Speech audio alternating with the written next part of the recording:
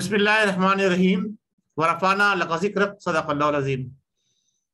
इमरान खान के तीनों बच्चे कासिम, सुलेमान और उनकी बड़ी बहन टेरीन अमेरिका में 5 स्टार होटल में। नाज़रीन, जिस शख्स ने अपनी जिंदगी में कभी औरत की इज्जत नहीं की हो, वो अपनी आदत से मजबूर होता है और वो वही कुछ करता है जो उसकी आदत होती है। आज का प्रोग्राम यूट्यूब पे ज्यादा देर नहीं रहेगा, इसको फौरन डाउनलोड कर लें। नाज़रीन, मैं आपका मेजबान एम एस अतर कुरैशी आपके अपने पसंदीदा प्रोग्राम जिसका उन्वान है आपके सामने लेके हाजिर खिदमत हूँ। आज कुछ ऐसी बातें आपके सामने शेयर कर रहा हूं जिसके बाद मैं ये समझता हूं ये प्रोग्राम शायद यूट्यूब पे ज्यादा देर ना रहे। सबसे पहली और अहम बात, पाकिस्तान की मौजूदा सूरत हाल का जिम्मेदार सिर्फ इमरान खान नहीं है। पाकिस्तान की मौजूदा सूरत हाल का जिम्मेदार पाकिस्तान की इस्टेब्लिशमेंट, पाकिस्तान की अदलिया और पाकिस्तान की मौजूदा हुकूमत इसमें बराबर के हिस्सेदार हैं।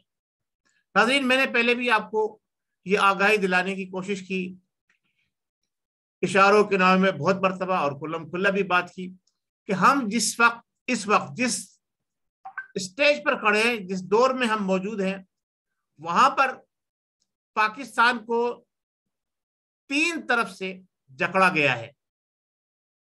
पहले एस्टेब्लिशमेंट के जरिए वो मकासद हासिल करने की कोशिश की गई जो बैरूनी दुनिया उनसे चाहती थी। फिर इमरान नियाजी को लॉन्च किया गया, जैसा कि आज से 30 साल पहले, 25 साल पहले हमारे 2 बड़े अकाबरीन ने बता दिया, और वही कुछ होता नजर आ रहा है जो कुछ हो। 2013 के इलेक्शन और फिर 2018 के इलेक्शन, इन दोनों इलेक्शन का फर्क आपके सामने है, और जो कुछ 2018 के इलेक्शन में हुआ वो आहिस्ता आहिस्ता खुल जाएगा। मैं आपसे ये अर्ज कर रहा हूं, मेरे इस प्रोग्राम को अपने रिकॉर्ड का हिस्सा बना लें। आज से 5 साल बाद, 10 साल बाद, जो मैंने अपने पिछले 3-4 प्रोग्राम में बातें कही हैं और 1 साल से बातें कहते आ रहा हूं, और खासतौर से ये प्रोग्राम आपको अगर मेरी बातें हर्फ ब हर्फ साबित ना हो तो जो चोर की सजा वो मेरी सजा। मैं बातें जो आपसे करता आया हूं उसमें सब आज उनको दोहराऊंगा भी और आपको बताऊंगा भी कि क्या होने जा रहा है और किस तरह से होने जा रहा है और इसके पीछे क्या अवामिल कार फरमा है। आपको जो है इसके ऊपर गौर करना होगा और इसको नोट करना होगा कि, और इस प्रोग्राम को अपने पास महफूज रखना होगा कि ये इंतहाई अहम प्रोग्राम है, और इस प्रोग्राम को अगर हम बस ये चल जाए यूट्यूब पर तो बहुत बड़ी बात है। देखिए, सबसे पहला जो बैरूनी से मुराद मेरे अमेरिका और उसके इत्तेहादी यूरोपीय यूनियन और दीगर लोग। मैंने आपको बता दिया कि जनाब अली क्या और क्यों और किस तरह से हो रहा है। सवाल ये पैदा होता है कि इमरान नियाजी साहब जो कुछ कर रहे हैं वो क्या इस मुल्क के अंदर इससे पहले हुआ? नहीं हुआ। हमारे इदारे इंतहाई जिम्मेदार, लेकिन उसके चंद लोग जो इमरान को मुसलसल सपोर्ट करते आ रहे हैं। आप क्या समझ रहे हैं जो कुछ इस वक्त हो रहा है वो एस्टेब्लिशमेंट, अगर यही सब कुछ कोई और सियासी जमात या मजहबी जमात करती तो क्या एस्टेब्लिशमेंट बर्दाश्त कर लेती कि उनका लीडर ये कहे कि पाकिस्तान के ऊपर एटम बम गिरा दिया जाए? इसको हुकूमत देने से बेहतर ये है, यानी जो हुकूमत अब आई है, हमारे इमरान नियाज़ी साहब ने उसके लिए फरमाया कि अदलिया को चाहिए था कि मौजूदा हुक्मरानों को तख्ता इख्तिदार पे लाने से बेहतर ये था कि पाकिस्तान पर एटम बम गिरा दिया जाता। मेरा सवाल ये पैदा होता है कि इतने सख्त और सकील जुमले पाकिस्तान के खिलाफ अदा करने के बावजूद इस्टेब्लिशमेंट और अदलिया ने क्यों सर्द मोहरी अख्तियार की हुई है। देखिए, इस्टेब्लिशमेंट जैसा कि साबका DGISI ये बता गए हमें कि हमारा chief of the army staff वो अमेरिका की मर्जी के बगैर मुंतखब नहीं होता। इसके साथ साथ और भी बहुत सारी चीजें ऐसी हैं जो नजर आ रही हैं। हाथी के दांत दिखाने के और हैं और खाने के और हैं। मैं आपको ये बात वाज़ेह तौर पे बता रहा हूं कि इस्टेब्लिशमेंट के ये दो बड़ों की बात रियाजी साहब अपने प्रोग्राम में कर रहे हैं, सही है। वो दो बड़े जो हैं वो इस इस्टेब्लिशमेंट के दो बड़े जरूर हैं, लेकिन वो इमरान रियाजी साहब की टीम का हिस्सा बने हुए हैं। आपको जो नजर आ रहा है उसके बिल्कुल बर्फ काम हो रहा है। वही इस्टेब्लिशमेंट के लोग हर बात को लीक कर रहे हैं और इमरान नियाजी साहब को सपोर्ट देकर यहां तक लेकर आए, और अब वही इस्टेब्लिशमेंट के लोग इमरान नियाजी साहब से वो काम करवाएंगे जो पाकिस्तान की हिस्ट्री में कभी नहीं हुआ। आप ये देख लिए, क्या इससे पहले कभी ऐसा हुआ कि इस्टेब्लिशमेंट के दरवाजे में जाकर किसी ने दस्तक दी हो, हमारी अदलिया के खिलाफ बात की हो और हमारे इदारों के खिलाफ इतनी सख्त बात की हो और वो आजादी से घूम रहा हो? ऐसा हुआ कभी नहीं हुआ। इसका मकसद क्या है कि इस्टेब्लिशमेंट नियाजी साहब के साथ मिली हुई है, वरना पाकिस्तान के खिलाफ बात करने वाला वो आपने देखा होगा मिसिंग पर्सन में चला जाता है।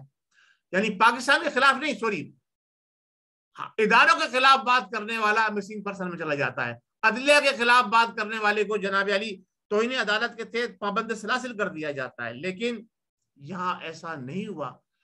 जलसों में बाकायदा नाम ले लेकर और खास तौर से बड़े नाम लेकर, ताकि शक ना गुजरे किसी को, निशाना बनाया गया। ये वही किरदार जो जमाल अब्दुल नाजिर ने किया था, अमेरिकी एजेंट था और अमेरिका के बताए हुए तकरीरों के ऊपर, बताए हुए प्रोग्राम पर तकरीरें करता था। मैं सिर्फ इमरान नियाजी साहब से, अगर इमरान नियाजी साहब सच्चे हैं और वो वाकई अमेरिका उनका दुश्मन है और ये अमेरिकी साजिश के तहत, यूरोपियन यूनियन की साजिश के तहत ये हुकूमत पलटी गई है और जो मौजूदा हुकूमत है इसको हुकूमत दिलवाई गई है, तो मैं उनसे ये कहूंगा कि आप इतने बड़े बड़े जलसे करने के बजाय, मैं आपके आगे हाथ जोड़ के बोलता हूं, माफी मांग के कहता हूं कि आप इतने बड़े बड़े जलसे करने के बजाय आप सिर्फ एक जलसा भी नहीं, एक एहतजाज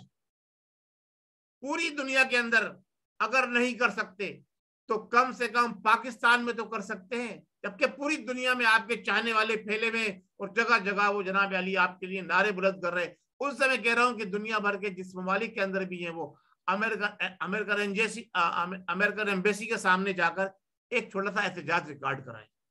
और पाकिस्तान के अंदर जो इनकी जमात के बड़े बड़े नाम, जिनके नाम को फहरिस्त अगर मैं लूंगा तो बहुत लंबी बात हो जाएगी, लेकिन मैं लेता हूं मुख्तसर से नाम। सबसे पहले नाम लूंगा शहबाज गिल का, जुल्फी बुखारी का, शहजाद अकबर का और हफीज शेख साहब का, रजा बाकर साहब का, फैसल वाडा साहब का और नदीम बाबर साहब का। क्या इन लोगों को लेकर इनको सामने पिक्चर पे रखकर चले आप नहीं जाए, इन्हीं को भेज दे पाकिस्तान के अंदर जो अमेरिकी एम्बेसी है इस्लामाबाद के अंदर, उसके सामने जाकर एहतजाज करें कि आपने हमारे खिलाफ साजिश की है, एक काम करा दें, मैं आपके साथ खड़ा हूंगा, आपके शाना बशाना खड़ा हूंगा, आपका हिमायती बन जाऊंगा। मुमकिन नहीं है, क्योंकि आपकी अपनी औलादें अमेरिका के अंदर घूम फिर रही हैं, जैसा मैंने आपको अपनी आज के थंबनेल के अंदर मैंने आपको दिखाया कि तीनों बहन भाई, नाजायज औलाद रखने वाला इस्लामी दुनिया का और इस्लामी स्कॉलर कैसे बन सकता है, मुसलमानों का रहबर और रहनुमा और लीडर कैसे बन सकता है। दूसरी बात,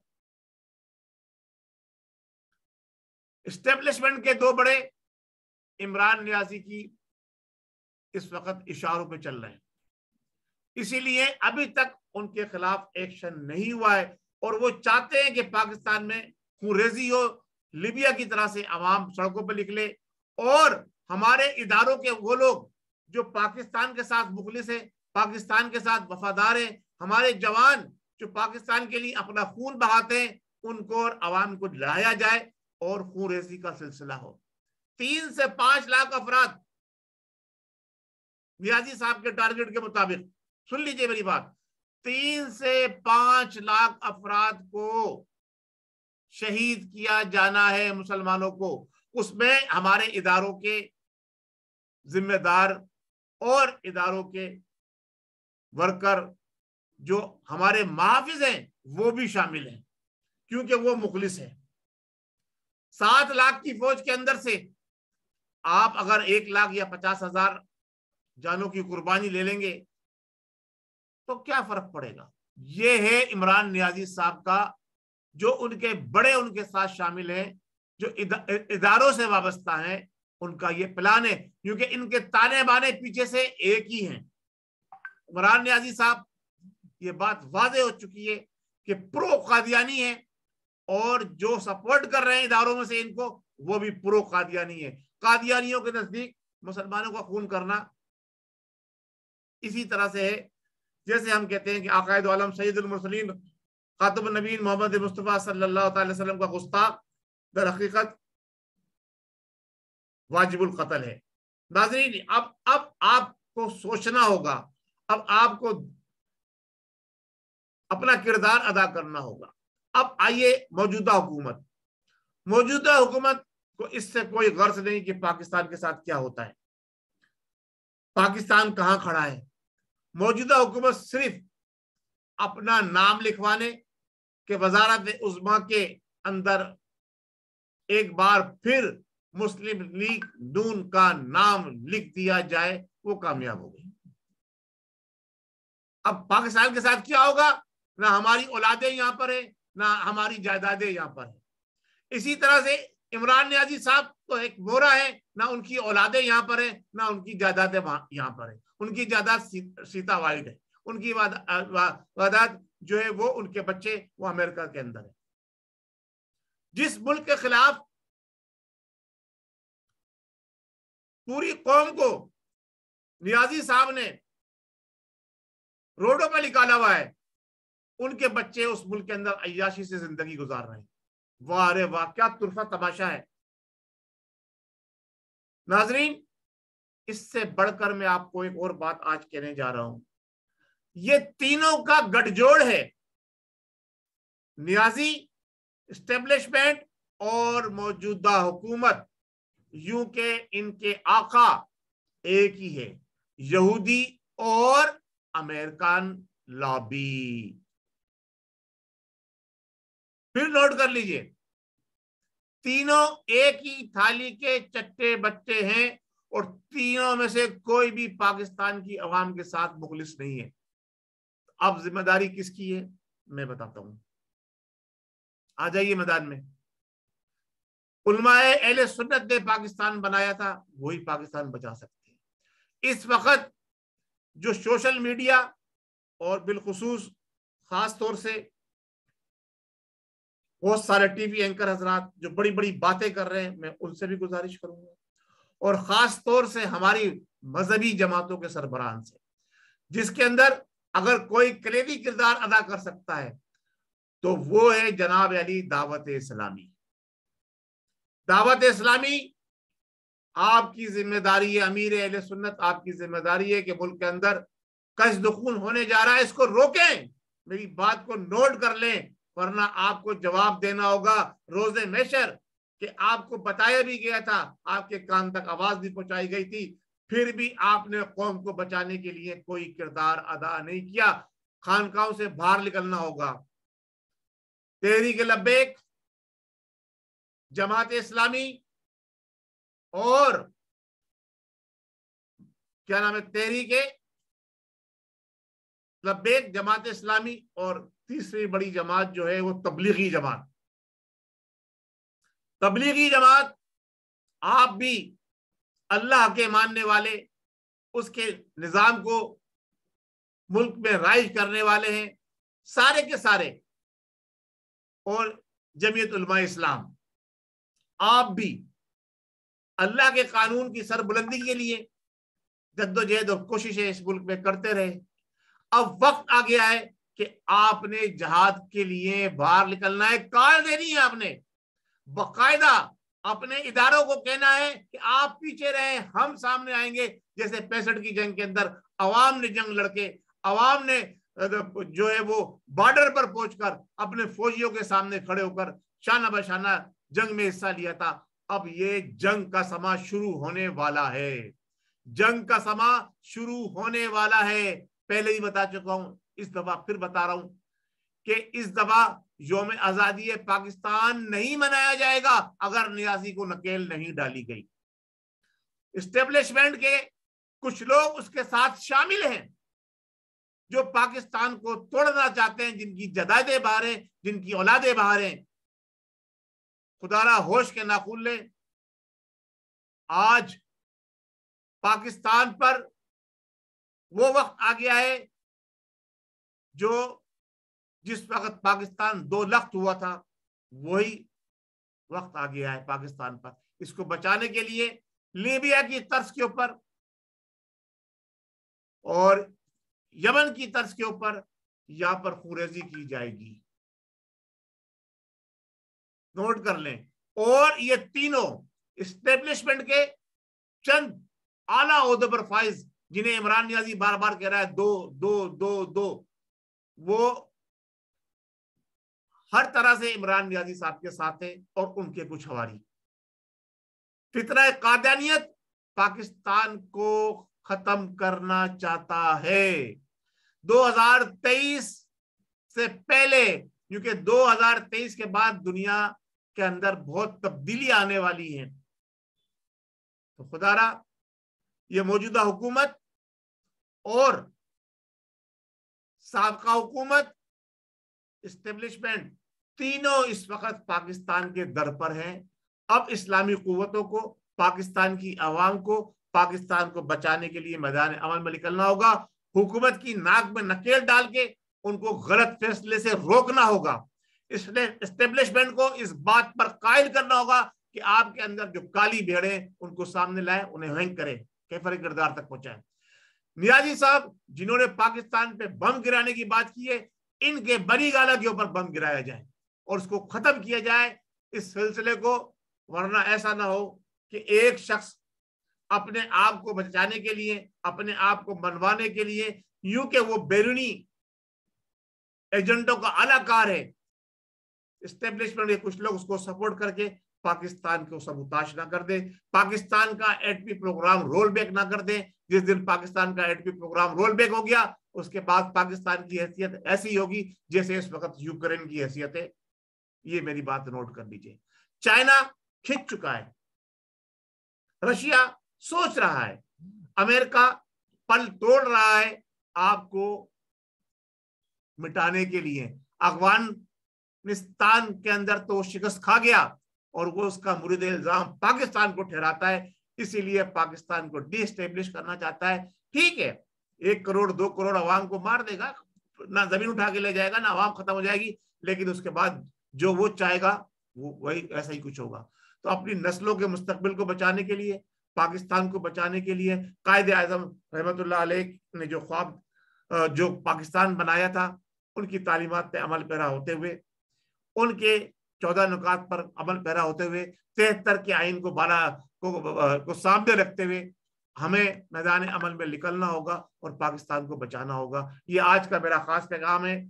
तो जिसकी औलादे अमेरिका में अय्याशी कर रही हो, वो पाकिस्तान के जवानों को अमेरिका के खिलाफ खड़ा करके बातें कर रहा हो, अपने चंद हवारियों को लेकर, अगर वो अमेरिकी कॉन्सुलेट के सामने जाके दस्तक नहीं दे सकता, तो फिर आप बताइए कि वो किस तरह से पाकिस्तान के साथ मुखलिस है, किस तरह से पाकिस्तान की आवाम के साथ मुखलिस है, किस तरह से हमारे मजहब इस्लाम के साथ मुखलिस है, जो सारे काम इस्लामी तालीमात से हट कर रहा हो। नाजरीन, मैंने अपना पैगाम पहुंचा दिया, मैंने कोशिश की है अपना हक अदा करने की।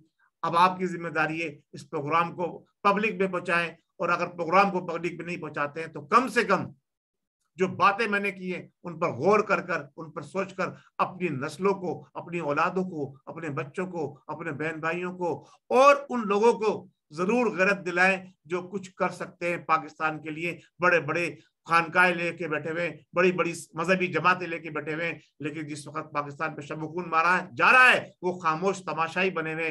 अब सिर्फ सोशल मीडिया पे बातें करने से काम नहीं चलेगा, अमली इक़दाम उठाने होंगे, अमली कदम उठाने होंगे, मैदान अमल में निकलना होगा। इस तूफान बदतमीजी का तोड़ करना होगा, इस तूफान बदतमीजी को रोकना होगा, पाकिस्तान को बचाना होगा। अगर हमने आज पाकिस्तान के बचाने के लिए अपना किरदार अदा नहीं किया तो कल हमारे को वहां पे जवाब, कल हमको अल्लाह के यहाँ भी जवाब देना होगा। उसने हमें एक तोहफा अता फरमाया था पाकिस्तान की सूरत में, एक खुदादाद मुमलिकत पाकिस्तान, इस्लामी नजरिए की बुनियाद पर जिसकी बुनियाद डाली गई थी कि पाकिस्तान में दो ही, दुनिया भर के अंदर दो ही मुल्क हैं जो इस्लामी नजरिए की बुनियाद पर है, एक पाकिस्तान और एक इसराइल। क्या हम इस इस्लामी नजरिए की बुनियाद पर बनने वाले मुल्क को अपने हाथों लुटता हुआ, तबाह बर्बाद होता हुआ देख सकते हैं? नहीं, ऐसा नहीं होना चाहिए। आइए मैदान अमन में निकलिए, पाकिस्तान को बचाने की बात करें, आओ मिलकर मुल्क बचाएं, पाकिस्तान की सरहदों को मजबूत करें, पाकिस्तान के इदारों को, जिम्मेदारों को हम मजबूत करें, पाकिस्तान की अंदर जो काली भेड़ें शामिल हो गई हैं उन्हें हम खींच निकालें और उनकी कुर्बानी का वक्त आ गया है, उन्हें कुर्बान करें। बहुत शुक्रिया। अस्सलाम वालेकुम व रहमतुल्लाहि व बरकातहू। पाकिस्तान जिंदाबाद, मुसल्लह इदारे जिंदाबाद, पाकिस्तान के उलमा इकराम और मुहिब्बे वतन पाकिस्तानी जिंदाबाद, उनकी अजमत को मेरा सलाम।